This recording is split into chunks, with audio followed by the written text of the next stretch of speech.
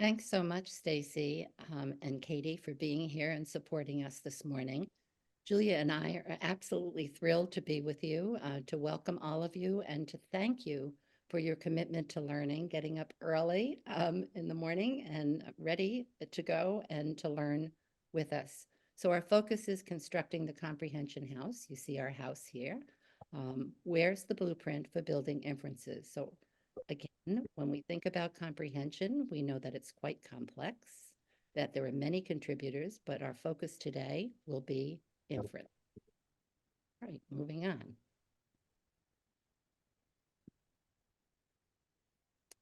So we want to be certain that you have opportunity to learn with us. You have a PDF of our PowerPoint.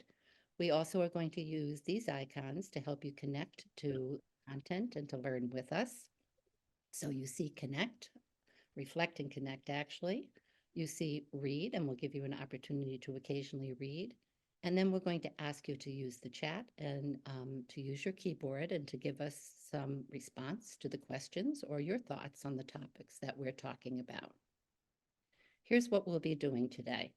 We're going to do a quick review of comprehension, very quick, because after all, this is all about overall comprehension. All right, so constructing. And then we're going to talk about constructing at different levels of understanding, which include inference. And lastly, we'll address a blueprint for understanding inference, the what, why, and how for both local and global coherence. So let's begin by thinking a bit about constructing comprehension. And I want you all to bring forward and to connect, to surface what it is that comes to mind when you think about comprehension. How do you go about defining it? What's the nature of comprehension? What are the things that as educators we need to be considering as we design and deliver instruction? So one of the things that we need to acknowledge right off the bat, and I've already said this, is how complex this is. Comprehension has been described by UCATS as one of the most complex behaviors we engage in as human beings. That's an interesting thought, isn't it, in terms of how we go about thinking about instruction itself. So let's make the point that it's not a single skill or strategy. I think UCATS has made that point beautifully. So when we think about strategy, very important, that's the how-to that takes us, to being able to express understanding. But it's not just about one single skill or one single strategy. We also know that Castles and colleagues tell us that it requires this orchestration of processes, skills, and knowledge in order to have a product. So in other words, the product being the ways that we ask our students to demonstrate understanding, the outcome. How did they get there? Well, through the use of multiple skills and knowledge, including language. And then the Rand Reading Study Group tells us that it involves this dynamic interaction between the reader, the text, the task, and the context. So what is the reader bringing, all right? What does the text demand? What are we asking of our students in terms of these different levels of understanding?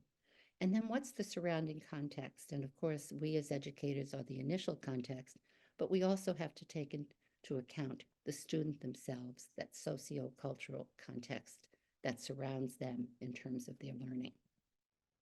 And then it develops over time. And when we begin to think about the ultimate goal of reading proficiency, it's really learning. It's the acquisition of knowledge that allows us to continue to learn and make application of that learning throughout our life. It doesn't end when we leave school. All right. And there's the impacts learning, not just during the school day, but throughout our lives. All right. So how do we go about then designing instruction, right, that aligns with the science? And when I say it aligns with the science, I'm talking about the fact that our instruction now really needs to be reflective of what we have learned through the research. When we think about those theoretical models, right, many of you are familiar with the simple view, right? You probably also are very familiar with the visual metaphor that Hollis Scarborough has provided. When we begin to think about what they tell us contributes to reading proficiency, both word recognition and language comprehension, then that has to influence how we go about designing instruction. So the blueprint, which I have designed, is reflective of that. And when you take a look at the blueprint, right, what you note is that based on my reading of the research, based on listening to the experts, I've identified some of the things that we have to begin to think about as we begin to build informed instruction. So the what, right? Well, we need to think about what we want our students to learn. There's the critical understandings, the purpose. What are the literacy skill goals? What are the content or the knowledge goals?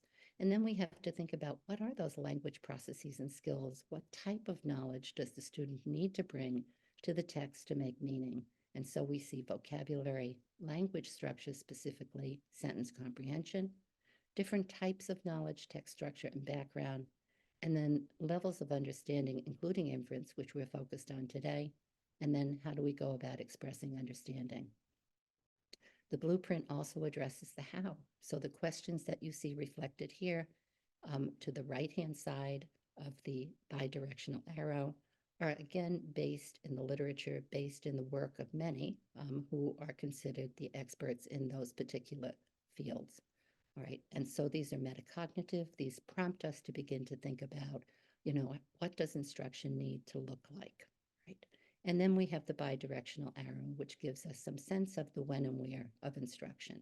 So it can be individual, small group, whole group, all right? And again, we're always asking our students to be monitoring what it is that they're understanding. So this particular blueprint, right, of which inference is a component, right, both structures and scaffolds instruction. It's based on the processes, the skills, the processes, the knowledge that one needs in order to produce product to demonstrate understanding. It addresses and includes informed routines, strategies, and activities that are specific to those skills and processes and those products. It accounts for fidelity, but also differentiation, so fidelity with flexibility, and it prompts you to be metacognitive. So now let's just take a moment and focus in on the blueprint for levels of understanding and inference. So I'm going to give you just a moment to read the questions that the blueprint poses in terms of levels of understanding and inference, our focus for today. So take a quick moment and read.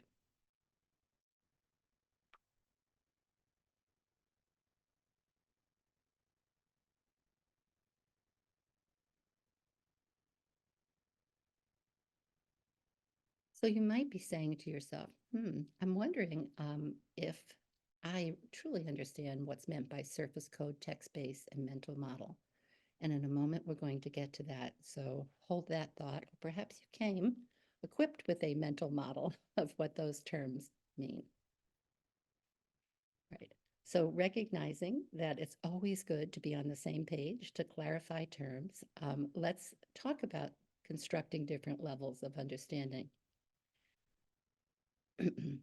And of course, when we begin to think about this, we need to always go back to what the experts, what the researchers have told us. And some of you may be familiar with Walter Kinch's work, construction integration theory, specific to comprehension.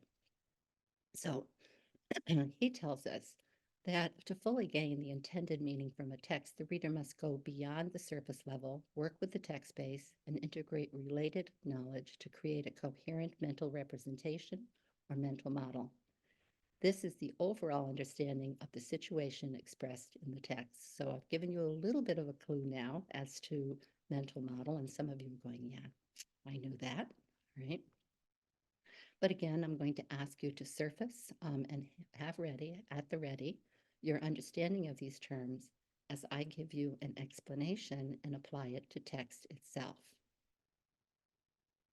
So take a moment and read this selection that comes from one of my favorite books, and I'm sure for many of you a favorite, The One and Only Ivan, all right, which perhaps you would be using with your 4th or 5th graders, right? And just read the selection or the excerpt that I've pulled from this particular text. And take a sip of coffee in the meantime if you need to.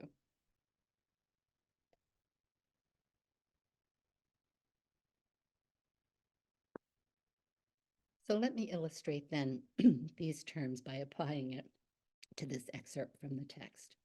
So the surface code are the exact words and syntax that are used in the text.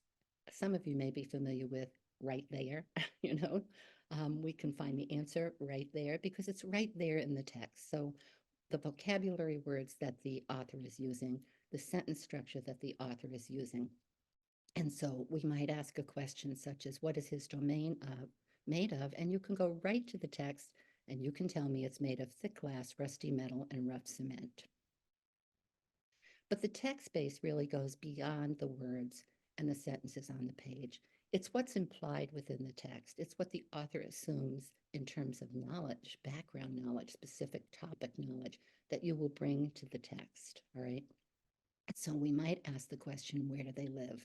And of course, reading through here, right? Reading about Ivan, a gorilla, and then reading about his friend Stella, the elephant, we begin to see a description, or the sun bear. We begin to see a description of what their circumstances are in terms of living, right? And so one, based on one's background knowledge, come to the answer. Well, they're in a zoo. And of course, we know this is a very special zoo if you've read the book. It's in a mall of all places. Well, what about that mental model? So the goal, the ultimate goal of comprehension, as I said, is learning, it's knowledge, and it's building over time. Each time we come to a text that has a similar critical understanding, big idea, we continue to build that mental model. So it's an overall understanding. We take it with us. So what does this story teach us about kindness and empathy, right? And that would be more connected to a big idea or enduring understanding. All right, so to sum this up then, right, to think a little bit more about this, skilled readers use both language and cognitive processes to integrate successive units of meaning, right? You begin with the surface code, and as we're reading our surface code, even as you're listening to me, right, what you're doing is you're making connections to, all right, you're thinking about, oh, this is what she means, or this is how it connects to. So you're going to the text base, right? And as we continue to have this conversation today, as you walk away, you came with knowledge. We always honor what you come with. You came with knowledge of inference, right? And you'll walk away with a slightly elaborated or different, perhaps, mental model of constructing comprehension and inference. So this is necessary for constructing, so building, aggregating these units of meaning. And again, thinking about this text base, the explicit as well as the implicit, right? And then knowing that at the heart of all of this, why is this so important to be thinking about? At the heart of this process, moving through these different levels of understanding, is inference generation. And it's the process by which the reader is integrating, right? Using their background knowledge to fill in information that is not explicit. All right, that then takes us to the blueprint itself. So let's just think now a little bit about inference, right? The what, the why, and the how. So we're going to ask you now to use the chat box, your keyboard, and just think a little bit about, how do you define inference?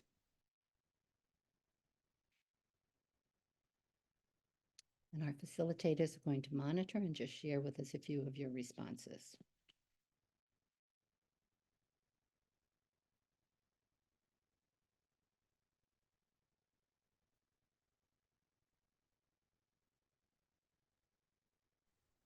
Getting to deeper connections which aren't explicit.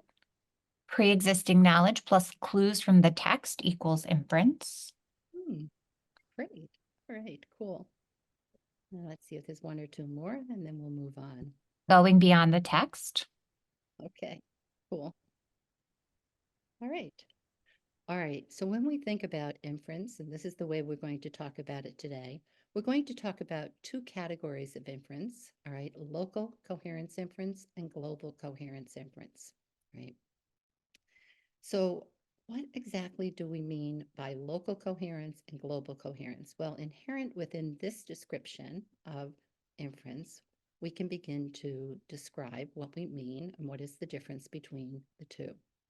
This is the work of Pani Kendall, all right? And here's what she has to say about inference. The identification of meaningful relations between various parts of the text. I want you to think a little bit about that. So relations between various parts of the text. So we need to infer about how we link up ideas within and between sentences, and between those parts and the reader's background knowledge. Oh, and we have to link up what we're reading with what we're bringing to the text in terms of our specific background knowledge. Well, just to be certain again that we understand, all right, what we mean by coherence, because this is really important in terms of understanding these types of inference, I'm going to ask you just to take a moment again, and in the chat box, what do you think coherence means? Or what is your understanding of coherence?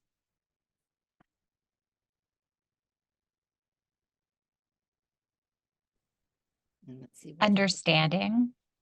Okay.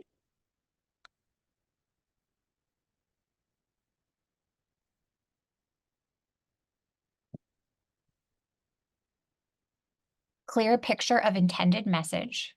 Coherence means put together. Okay. Ideas that relate and build meaning, clear understanding. Beautiful. All right, so here goes. When the ideas presented in a text stick together or cohere, yeah, they're linked in a logical and organized manner. When the text is cohesive, the reader understands how these ideas and relationships presented with the text work together and contribute to understanding. So when we're talking about inference and we're talking about local and global inference, we're talking about that facilitating our understanding of how the ideas work together to contribute to understanding how these relationships are connected. All right. So here comes the why. So we just did a little bit of the what in terms of inference. Here comes the why. Now, some of you may be familiar with the work of Kane and Oakhill. You know that I'm a huge fan of both. And when they talk about levels of language processing, remember I said that multiple skills, processes, they talk about how we have to come to the text, be able to read it, if not, access by ear, word meaning, work out syntactic structure. But in terms of inference, take note of what is underlined here. They talk about in order to construct a mental model, this is what the comprehender needs to do. Information from different sentences, that's local, and then background and ideas, all right, this is more global, all right, to make sense of the details that are implicitly mentioned. Okay, so important to keep in mind that, again, we can go to the literature, the research does tell us how important these two types of inferences are. In fact, they call them necessary, right? We also can turn to our models again, which I noted earlier, in terms of the blueprint, which aligns with the models, all right? And we can look at the models and we see in both background and inferencing skills in cognitive foundations. And of course, in the reading rope, we can take a look at verbal reasoning, including inference. And then the work of Amy Elliman, who's done this beautiful meta-linguistic study of inference and instructional application, telling us how, you know, researchers in linguistics, cognitive psychology, they all consider this a central component. It's essential, right? All right, so I'm going to now just briefly introduce you to local coherence inference, and then Julia is going to talk to you about some how, right? But I think I've already given you some sense of when we talk about local coherence inference, we're talking about, you know, linking up those ideas within and between sentences, right? And so they're text-based. We can find these links right within the text. They bridge or link up the ideas. They're necessary. They're often automatic for many students, but for the struggling reader, they can present a real challenge. So how do we go about linking up ideas within and between sentences? What's the bridge? Well, the bridge are cohesive devices. So what do we mean by that? Well, here's what cohesive devices are, all right? They're syntactic and semantic elements. They bridge and integrate. Cohesive ties, this is one type of cohesive device, include pronouns, synonym substitutions, repetition, and ellipsis. Right, there are more, but those are common ones, and I'm going to give you an example in a moment. The other type of cohesive tie is connectives, and you're all familiar with connectives. Just think about your signal words in terms of text structure and writing, conjunctions, and oftentimes adverbs. So let's look at an example. This comes directly from the text fish cheeks, all right, which is an Amy-Tan uh, work of literature, a narrative text. And so cohesive ties, left-hand column, pronoun reference. You all know this. You use this in your writing. Author uses a pronoun to refer to a word found before or after in the text. So when you take a look at this sentence, my relatives lick the end of their chopsticks, all right? Dipping them into, one begins to say, all right, relatives, whose chopsticks? Their chopsticks? Oh, my relatives' chopsticks. Dipping them? Dipping what? Oh, the chopsticks, all right? And this is a common way of tying up meaning. Substitution synonyms, the author replaces a word, a group of words in the text. And so now we begin to talk about soft meat, all right? The dad is describing what the daughter likes. And he says, your favorite. What's your favorite? Oh, that's soft meat. All right. Fish cheek. Oh, fish cheek is the soft meat. That's common as well. And then repetition, the author repeats a noun or a phrase, and we see throughout the example that's provided here for from fish cheeks, the word Chinese being used over and over and over again. So these are cohesive ties. They tie up meaning within and between. Connectives. Well, you all know connectives, right? And I'm sure you have taught your students the meanings of different types of connectives, such as additive, temporal, causal, adversative, right? And again, we can take examples from the text themselves, and we can begin to see how these words are used to connect up meaning. So something in addition, indicating time, connecting up cause and effect, kind of moving in the opposite direction, contrast. And so we have, and then they arrived, and then we have after the meal. And we can go with a plate of squid example, and then even though, right? So when we think about local coherence, what we're talking about is this tying up of meaning within and between sentences, right? And so again, we come back to the questions that we saw in the blueprint. How will you directly teach, right, to integrate ideas and knowledge base? And so now Julia is going to speak to this local coherence inferences. Hi, everybody. So Nancy mentioned the work of Amy Elliman earlier. And so this is really based on her work and looking at effective strategies and practices around inference. So we're going to be going through all of these eventually, but as we're talking about local coherence inference, we're going to focus on the first two boxes. So really thinking about students practicing answering or generating inferential questions during or after reading. And then we're going to talk a little bit about using clues in the text and how to teach students to use those clues to help them construct a coherent representation. And I think it's really important to point out here sort of the job of the teacher. So as I'm thinking about my instructional routine and getting ready to plan, I'm looking for those targeted words or phrases in the text. I want to frame my question that I'm going to ask. I'm going to search for those clues and connections, and then I'm going to make the connections visually and verbally. And right now, we're going to be focusing on using a coding system to really look at cohesive ties and connectives. All right, so Nancy talked a little bit about pronoun reference and did a brief introduction. And I think it's really important to start here by thinking about, we want to pull passages that kids are reading about in class, that they're learning about in class. So this is an example. It's The Jacket by Gary Soto, and it's connected to a larger unit all about identity. So this unit, then using this passage, is something that students are reading. And I think the first thing I want to do is looking for that identified targeted words or phrases. And so in this particular passage, I'm zoning in on the teachers, which is bolded there. And I'm thinking about my task and I'm framing my question around that. So my question for students is I want them to think about and underline the pronouns that refer to the word teachers in that last sentence. So again, I'm being really planful and specific in where I'm having them search. And then I'm going to model for them. So I'm going to model searching for clues and making those connections. So I might read that sentence aloud. The teachers were no help. They looked my way and talked about how foolish I looked in my new jacket. I saw their heads bob with laughter, their hands half covering their mouths. And so going through that sentence and highlighting or underlining the words that connect, the pronouns that connect back to the teachers. And if we look at the next slide, so the teachers were no help. They looked my way and talked about how foolish I looked in my new jacket. Who looked their way? They looked their way. They refers back to the teachers. Again, I saw their heads bob with laughter, their hands half covering their mouths. Who was laughing? That there refers back to the teachers. Go ahead. Yeah, perfect. Same thing applies when we're thinking about synonyms and substitutions, right? So words that substitute or provide a synonym and stand in for. So in this particular passage, and again, notice here, I'm using this same passage.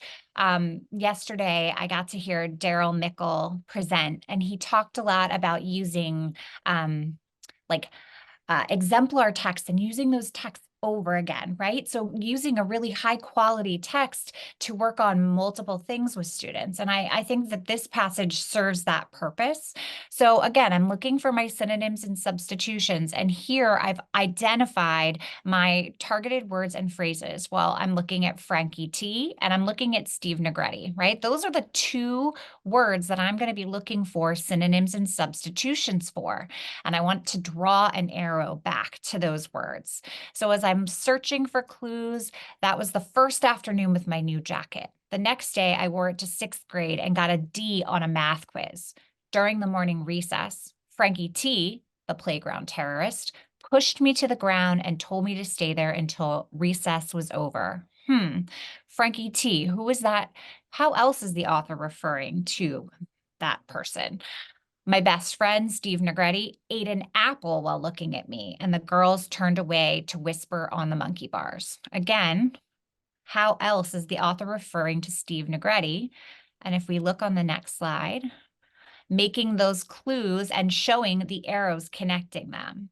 And I know Nancy mentioned this earlier, but I think sometimes we as skilled readers, we can sometimes take this for granted, especially when we're thinking about like items like pronoun referent or synonyms and substitutions, because it's so automatic for us. But for students who struggle with comprehension, these things can really trip them up in the text, especially as text becomes increasingly complex. So doing this very concrete coding system can help draw attention to that. All right. So we're going to do a quick try this activity. So this is a passage from The Proudest Blue, which is just a lovely book. And it connects back to, again, this theme of identity. But I want you to take a moment and read that passage. And I want you to see if you can find the pronouns and the synonyms and substitutions that replace Asia, who's one of the main characters in the text. So go ahead and do that, and then you can just pop those in the chat.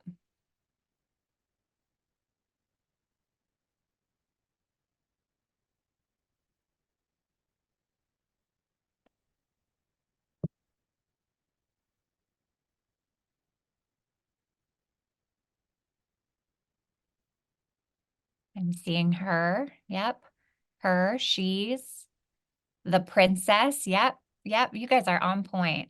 So yeah, the author uses a variety of pronouns and substitutions and synonyms to stand in for Asia. And if we go to the next slide. So we can see, right? So she uses her, she's, her, the princess, which I particularly love. So again, and being really mindful that this would be taught first, right? All of this coding would be explicitly instructed to students first before giving them a passage and having them go and approach coding on their own. But this is another, I think, like a great way to help make that very concrete for students who struggle, especially with thinking about cohesive ties. All right. So Nancy showed this chart a little bit earlier. And again, so we had those examples from the text. And if we think back to Amy Elliman and that idea of answering questions during reading, here are some examples of aligned questions that we can utilize that connect to a story that students are reading. So we're going back to that passage, Fish Cheeks by Amy Tan. And again, I'm going to emphasize that this passage connects to this larger theme of identity and kind of building out that idea for students. But you can see that first example where we were thinking about the pronoun reference and the use of the their and them. Well, the aligned question is, in the sentence, which pronoun refers to Tan's relatives? To the chopsticks. What do you notice about these pronouns? Why does this usage make the sentence trickier to comprehend? So a little bit more advanced and really getting them to think about, all right, well, I see there and I see them. Why is that sort of a little bit more confusing when I'm trying to make meaning of that sentence? Synonyms and substitutions, okay? Which word does the author use here to stand in for or mean the same as fish cheek? And so this one's a little bit more concrete and a little bit more accessible. But the author's using the word soft meat, your favorite, right? And then the last question here, why do you think the author chose to repeat the word Chinese through this passage? Why is this important to note? And I think this could really lead to this, conversation about the idea that we're emphasizing this word Chinese because in Amy's head, she's really kind of conflicted about her American identity and her Chinese identity. And so emphasizing, what's her crush going to think about their Chinese Christmas and her noisy Chinese relatives and, not having what she considers a traditional American Christmas meal, but having Chinese food. So this tool that the author's using repetition here to kind of not only as a great way to create variety and interest, but also to emphasize sort of that internal piece that's going on in Amy's head. So you can see different levels here of questions that you could use with students that tap into cohesive ties. All right, so we're going to transition. So we talked about cohesive ties, and we're going to talk now a little bit about instructional and activities that we can use when working with connectives. So with connectives, right, we're using this same passage because I think we can, especially Nancy and I have been talking a lot about planning and the importance of planning.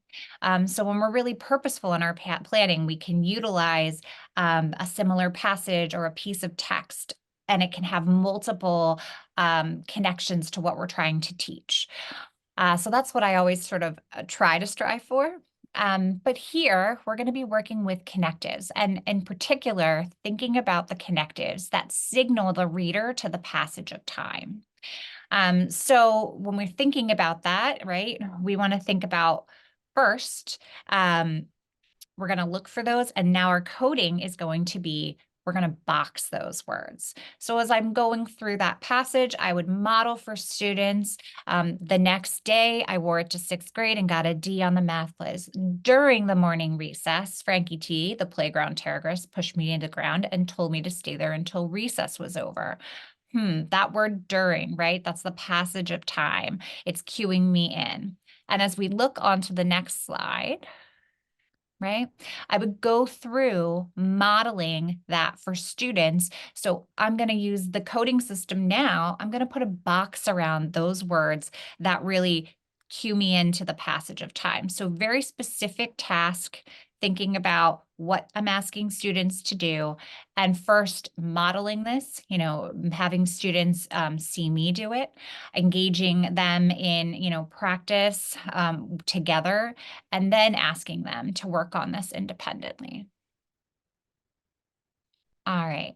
So again, here is those examples from the text Fish Cheeks and some aligned questions that tap into those connectives that are in the story. So we can see here we have the first example of when all of her family and relatives arrive. And so the question here to tap into those additive connectives would be, which word does the author use to express an addition of ideas or concepts, right?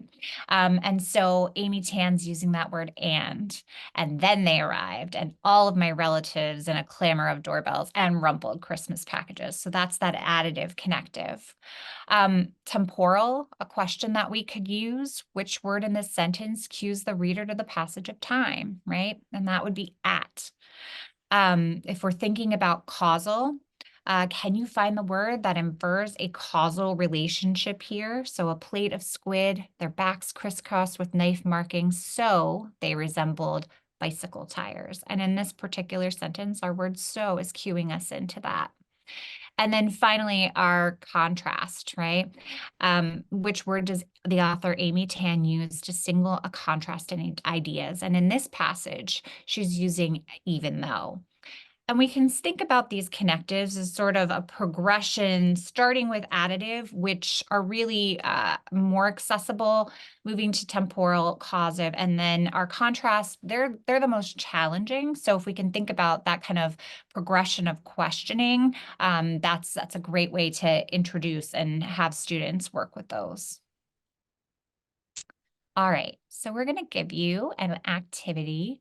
So this is in this passage. What you're going to do is I want you to tell me what pronouns refer to Gary's mother, right? And if you were in my class, I might ask you to underline. We're going to use the chat for now.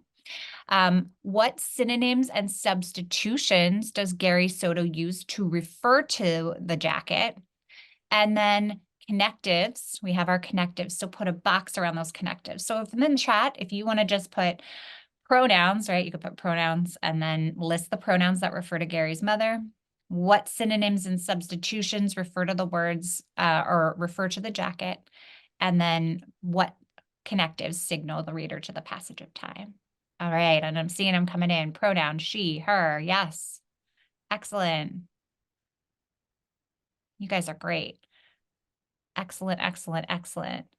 Beautiful. What about our synonyms and substitutions for the jacket? You guys are awesome with the pronouns. Beautiful. Oh, something like bikers wear. I love it. Yes, yes, yes. Stranger whose hand I had to shake. That's probably my favorite one. I love that he refers to the jacket as a stranger. He's like, this terrible jacket. Beautiful. And then what connectives signal the reader to the passage of time? When, the next day, when, yes, yes, these are great. Beautiful. And if we click to the next slide, you guys are awesome. You can see we have our coding, right? And so a final example might look like something like this. So you guys did a beautiful job with that. So one thing that I've been really into, I work in a secondary setting. And so I'm always looking for cool tech connections. And I love Kami as an online annotation tool. I'm going to give it a little shout out here. So this is the passage that you all just read, right? And this is right in the story. And so what's really cool about Kami is that it's a great way to collaboratively have students work with a passage. So you can give them that same direction. So you're going to underline the pronouns, you're going to draw an arrow, and then you'll box arrow connecting synonyms and substitutions, and then you'll put a box around your connectives. So same directions, but then students can work together. It can be shared with a group of students, and then they can work on that. All right. So when we're thinking about picture and visual supports for developing precise use of connectives, right? So we have one of the things that Kate Kane talks about is this idea that we can really use pictures and visual supports to help our students to start with this at a young age. So I mentioned earlier this idea of using the theme of identity. So this is a picture book. Chrysanthemum is one of my favorites. And so this particular book connects to identity at a younger level, a first grade level. So we can use a picture like this and pairing it with a question to get at that precise use of precise use of connectives. So we've got Chrysanthemum and she's dragging her feet on her way to school. She's dragging her feet in the mud. So why does Chrysanthemum drag her feet in the dirt? Chrysanthemum drags her feet because, so we want to get into that causality. So Chrysanthemum drags her feet because the other children tease her about her name. And we can do these picture and visual supports at an older level as well. So this is more of a middle school example. And I'm very big fan of using primary sources and lots of actual photographs. So this is connected to the book Persepolis, which is an awesome, awesome graphic novel. And so again, pulling up these images, right? And why were Iranian women motivated to participate in protests and activism during the revolution? And what were the primary grievances and aspirations during their grievances and aspirations driving their involvement? Well, they were motivated because their rights were significantly restricted. And they wanted equality in regard to education and employment and political participation. So you can see here in these images before, you have, women in the role of doctors, you have them in school. Again, they were given much more freedom in terms of how they dressed and how they were able to be out in the world. And so this was one of the reasons why they were so restricted. And that's why many women wanted to participate. All right. So thinking about local coherence, one of the things that I think is really a nice connection is to connect that local coherence local coherence to writing. And this is a lesson plan that we worked on that really does that. And so we're thinking about how you can use local coherence to eliminate repetition and varied word choice, right?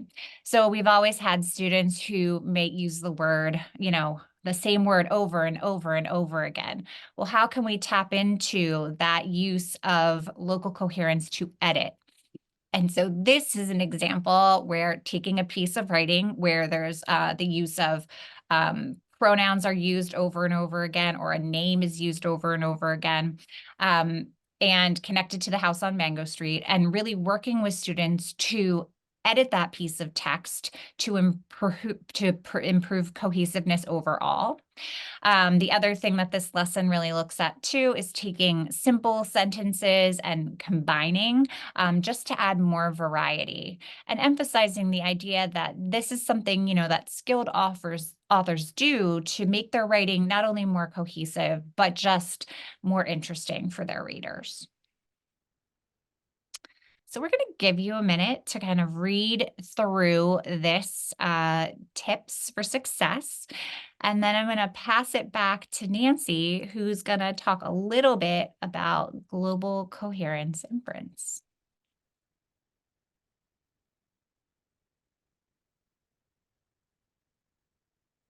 All right, you can see that we're fans of questioning and being metacognitive about practice. So hopefully these are helpful in terms of prompting your thinking. So now let's move to global coherence inferences. And again, I want to remind you that the literature tells us there are two necessary types of inferences. One is local, the other global.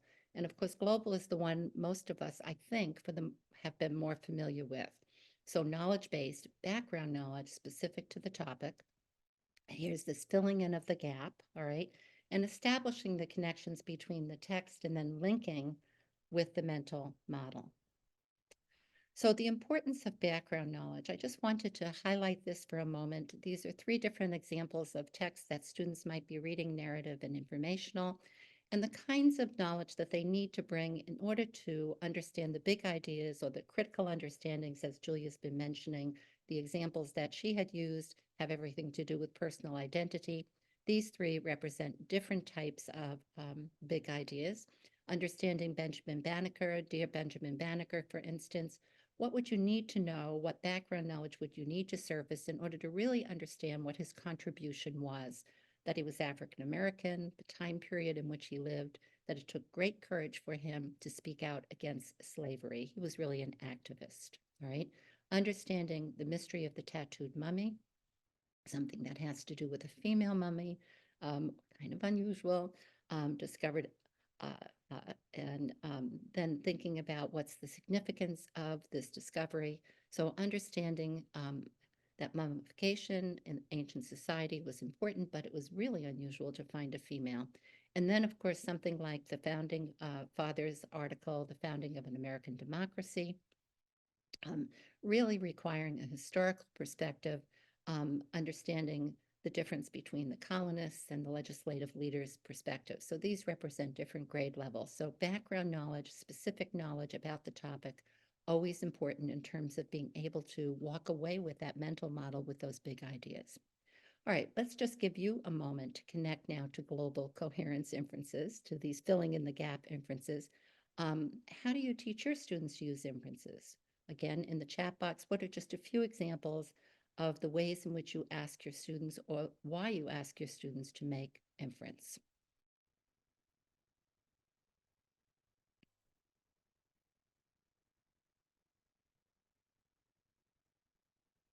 Let's see if we have a couple of examples.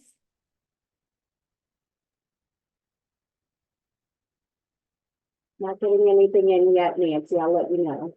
Okay, all right. Well, let me move on and let's see if this We've connects. got deeper understanding. Now they're coming in to have better connection with the story, the character's internal motivation. Yep. All right. Right on. Okay. All right.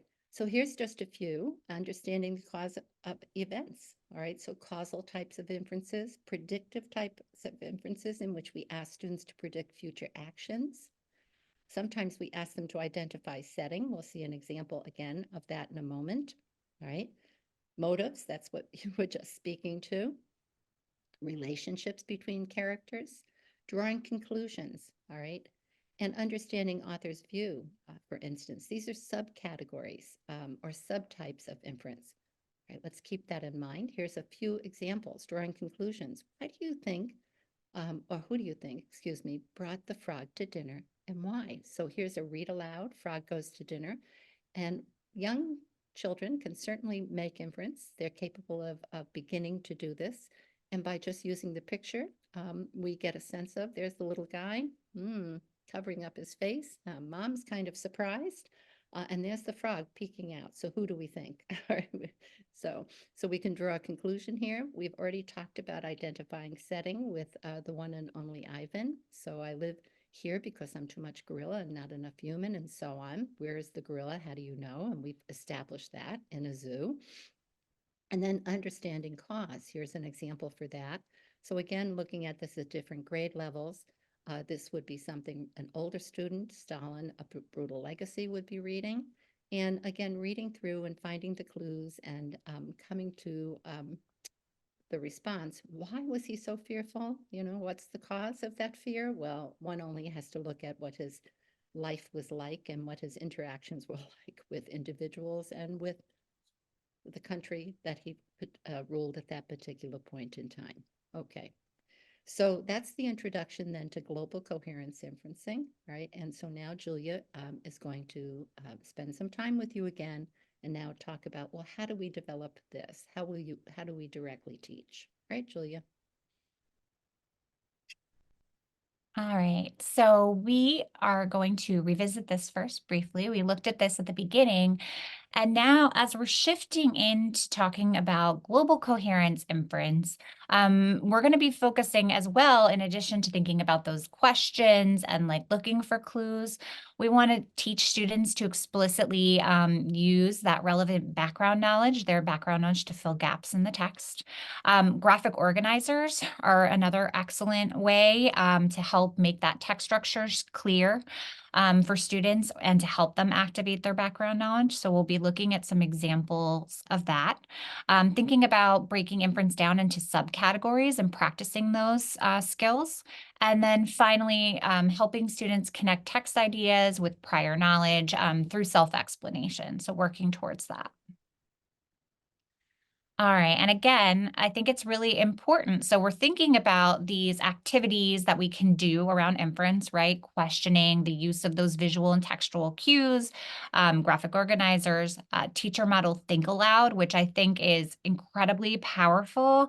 Again, I mentioned this earlier. I teach in a secondary setting, and sometimes I think we drop that out as kids get older. But that think aloud, you're the best reader in the room. So making that really clear for students. And then really using combinations of these approaches. A lot of what we've shown you and we'll go through in this section uses a combination of approaches. And then my actions as the teacher, right? So preparing, identifying that text, creating my inferential questions and prompts. I want to model how to do these, the identification of clues and the integration of background knowledge, and then also model how I would respond to these questions and prompts. All right. So when we think about global coherence, inference, and questioning, right? This is an activity around the book Frederick, which is one of my personal faves. And again, connected to this idea of identity, that bigger theme for our younger learners. And we know that we can get our younger learners to make these inferences, right? So thinking about this example is connected to, well, what do we know about Frederick's personality based on his thoughts and his feelings, the description, his actions, and his words, right? We know that Frederick in the book, he likes to think about ways to brighten the dark days of winter. That's something he likes to think about. And he tends to gather things like sun rays and colors and words instead of his other, fellow mice in his community who are gathering corn and nuts and wheat. He writes poetry. The description in the book, we've heard he's dreamy, he's creative, he's a poet. And then finally, the words, he says, I do work. I gather sun rays for the cold, dark winter days. I gather colors for winter is gray. I gather words for the winter days are long and many and will run out of things to say. So what can I infer about Frederick's personality? Well, he is an artist. He's a poet. He's creative. And leaving to a larger conversation about, the many different roles that people play in a community. So he may not have a very traditional role, right, in gathering. Oh, I love this. Loves nature, the seasons he does. But and while he doesn't have a traditional maybe role in his community, he really does a lot to keep people's spirits brightened and hopeful in the dark days of winter. Here's another graphic organizer now that really helps support that global coherence inference making. So this is with the book again, the Proudest Blue, which we looked at a little bit earlier. But what can we think about what the character says and does and thinks, right? And what we can infer about them? Well, we know that the little sister in the book, she's excited by her new backpack and her light up shoes. She loves to twirl. Well, she's joyful. She's a joyful character. She has this great imagination scene where she imagines her and her sisters are princesses and draws them, having a picnic, and she's imaginative. And then she goes to the big kid's side at the recess yard, and she gives her sister an extra hug. She's angry at the boys who make fun of her sister, so she's protective as well. So again, graphic organizers are a really nice way to scaffold this and support students in making these inferences. All right, so here's a little bit of a more advanced example when we're thinking about inferring character traits. This is from The Great Gatsby, which my students just finished reading. It was their last book of the year.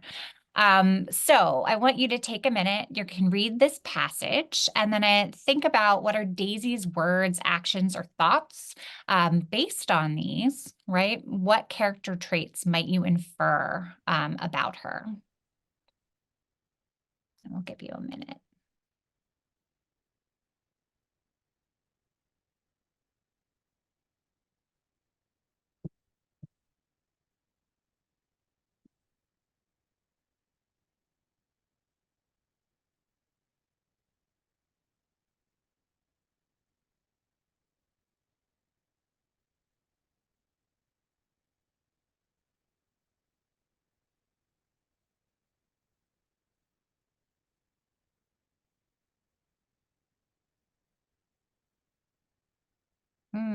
Put together.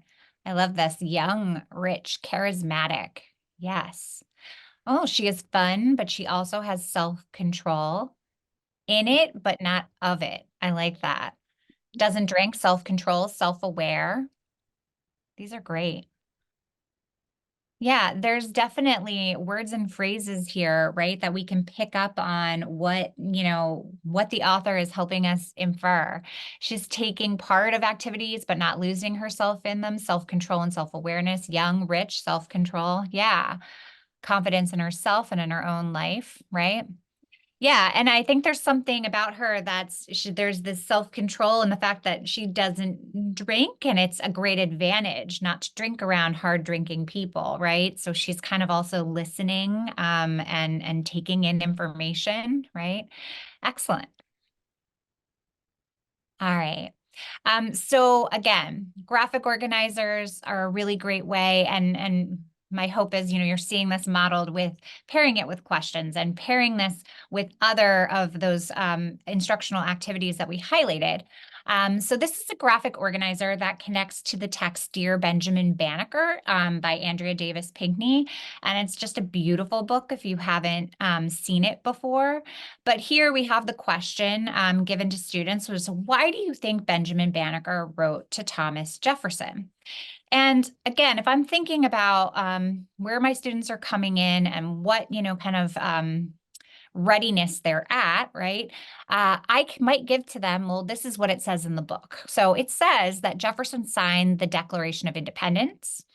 Most Black men and women were enslaved in the late 1700s, and Jefferson owned slaves. And the book also tells me that Banneker was an abolitionist. He was all about the end of slavery.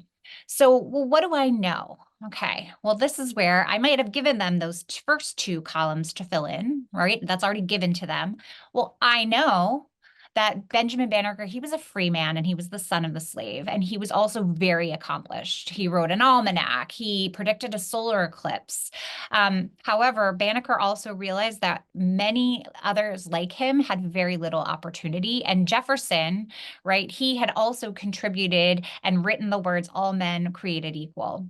So what I think, Benjamin, he knew that slavery was wrong. He was angry about this injustice, and he felt he had to do something about it. And so he wrote to Thomas Jefferson because Jefferson was a powerful person at this time. He also fought for independence, and he thought he might listen to him, right? And in the letter, which Andrea Davis Pinkney includes portions of in the text, he actually calls Jefferson out, calls him a hypocrite, right? And I think this idea was to get Jefferson into action.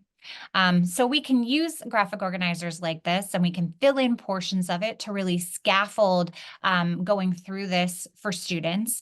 And then moving away from filling in the portions and having them be more independent. But this is another nice example of how to use graphic organizers to tap into this. So this is an example, another one. This is connect to the book Persepolis. Again, this is one of my favorite graphic novels. I absolutely love this. So this is the passage from the book, right? And really we're thinking about inferring the setting, right? So cueing kids into the words and the phrases here that help them understand what's happening in the setting in this book, right? So I love this little snippet of this section in the book, The Veil. But in the book, right, in 1980, all the girls had to start wearing their veils at school. They hadn't had to before. So that's kind of happening in the setting. They were also, their schools, boys and girls were together. And then suddenly in 1980, things were different. And so they were separated. They found themselves veiled and away from their friends. So I can infer based on this passage that this setting really became more restrictive for women like Marjane and her mother and family in the book, and all women. And so I know this because the book describes how the schools in Tehran were separated, boys and girls, and the girls were and women were made to wear veils. And also kind of using some of that background knowledge about when the Shah was overthrown. So all of this kind of connects together, and using this graphic organizer to help students piece that piece together. So Julia, I think I might just move ahead 1 or 2 slides because I'm watching time. All right, if that's Sure. all right. This is another example that Julia's included, and we'll just go to this one. Yeah. Awesome. So again, using primary source documents, really big fan of the Library of Congress. I like to use visuals. I know that somebody had mentioned, that idea of using visuals to support and get students there. So this idea of analyzing primary sources, this is an example of the first picket line, and it's from the National Library of Congress. There's a lot of great things there, but this is specifically focused on the women's suffrage movement. And then creating questions. So what do you notice? What people and objects do you see? How are they arranged, right? Are there words present? If so, when you're examining this, what do those words say? What do we already know about this period of time? What do you think it would be like to live as a woman during this time? And what strategies do you think women used to win the right to vote? And so as we're examining this image, I see women holding up signs, asking the president what he will do for women's suffrage, right? They're standing peacefully in front of the White House. You can see that in the background there. And there's different sashes that the women are wearing upon close examination. It says the names of different colleges. You can see like Oberlin, Stanford, University of Kansas. And so I can infer that this photograph shows how women used peaceful protest methods to, obtain the right to vote. They also use their education and knowledge to rally together in really meaningful ways.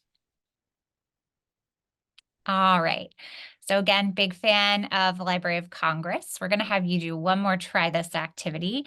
So this is an image of a tipple boy. And he is one of the child laborers that worked in the tipple. That's like a structure that you load coal onto railway cars.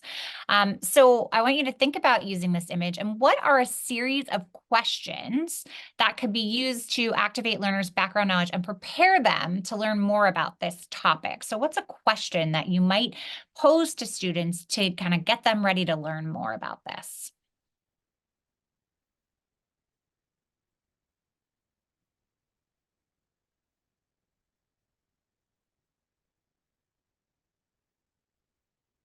Oh, I like these. Why were children used as tipples instead of adults doing the job?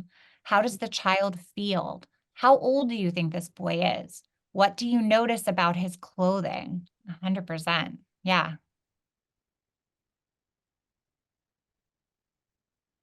these are great. What do you notice about the setting? Yeah, I can see that train, the track in the background. What's on his hat? How did that, why do you think it's there, right? How old do you think he is? Is the boy from our current time? I like that one a lot. Yeah. Oh yeah, is this today? These are great. Awesome. So, just some tips for success, right? Things to think about as you're going through and thinking about global coherence inference. How I explain this type of inference, right? How I explain the importance of using background knowledge to students. which text examples will I use, which are the most relevant to my students' needs. I think that's a really important piece. Like, you know your students the best. So when you're really thinking about targeted instruction, planning around your kids' specific needs is so critical. What strategies or activities will I use to engage students in acquiring or applying those skills? Are there manipulatives? Are there gestures? Are there visuals? Obviously, I'm a huge fan of visuals, but are there these other pieces that could support or scaffold student understanding? And then how am I going to include time for individual, partner, and small group instruction? So really being mindful of that instructional cycle of making sure there's, independent individual work, partner work, and small group work. All right. So before ending, we just wanted to be certain that we acknowledge that how important it is to differentiate for all of our students, to be aware of what the research, what the science is telling us about working with all students, including those who have learning difference or students who are multilingual, for instance. So just thinking a bit about the fact that students with learning disabilities often have difficulty making local and global inference, all right? They don't recognize the need. They make fewer, sometimes faulty inferences. That graphic organizer that Julia shared, in which you look at, the question, then you look at what the book says, then you look at what you think. That graphic organizer comes out of the work of Karsten Elbrow, who specifically worked with students, researched, what is it that we need to provide for those students who are struggling with making inference. So being aware that what we've shared with you works for all students, but sometimes there are students that will need more scaffolding, more structure in terms of being able to make inference, and always checking in with them in terms of what knowledge are they bringing. So, when we talk about background knowledge, we talk about the ABCs, activating and assessing, building, and then making connections. And then thinking a little bit about the fact that oftentimes we focus on predictive inference. That's important, but so is causal. And perhaps even more important is that we begin with this foundational knowledge for our students, that we teach them the difference between local coherence, and sometimes we connect that with sentence comprehension, quite frankly, but it is a type of inference, that we teach them about that. We do this directly, explicitly, and we provide plenty of practice and application. And we do the same thing for global. And so Hall and Barnes have given us some ideas about what we need to do. Prepare a text by marking where inferences are needed. Explicitly teach. I think we've been doing that, giving you definitions. Procedural, giving you routines, making sure that the background knowledge is there. And then thinking about ELL students specifically, we don't have as much research, but what we do have tells us that many of the things that we've been sharing with you here are exactly what they need as well. We've provided you with some references if you want to study some more, if you want to delve more deeply. And we very grateful that you've joined us this morning. Love this little cartoon. Uh-oh, here come the know-it-alls again. Yeah, I tend to think of us as nerds, but we're know-it-alls in a very humble, nice way. So hopefully you've benefited from this, and we're just asking you in the last few minutes, any insights that you might want to share, any inferences that you've made as we've had this conversation with you about the blueprint for inference. So we'll turn it over to our facilitators now and see if there's any questions or comments that need to be shared. And let me thank Patton again for this wonderful opportunity, and my colleague, Julia, who always does an outstanding job of providing practical suggestions.